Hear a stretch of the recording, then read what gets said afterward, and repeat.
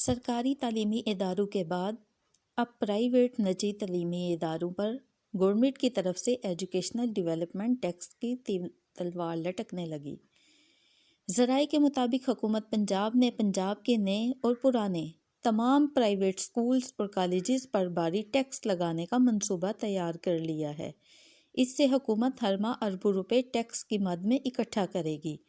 حکومت پنجاب کے نئے وضع کردہ قوانین کے مطابق ایک special tax collection regulatory authority بنانے جا رہی ہے اور جس کا 80% ڈھانچہ تیار کر لیا ہے۔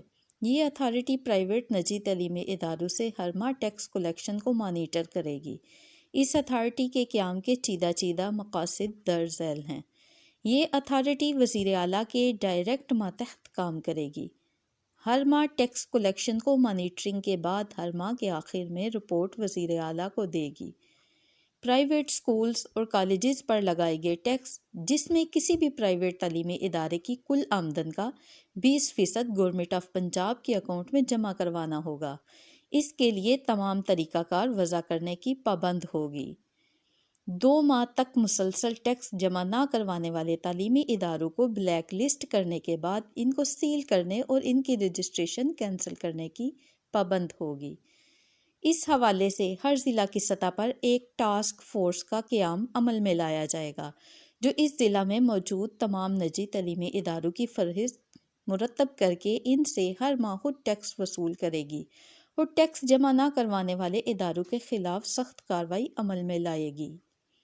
پرائیویٹ سکولز میں موجود اساتذہ کرام ہر ماہ اپنی سیلری کا 2% پروفیشنل ٹیکس دیں گے۔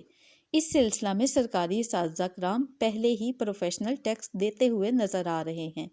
یہ اتھارٹی اس سلسلہ میں علیحدہ سے ایک رپورٹ مرتب کرے گی۔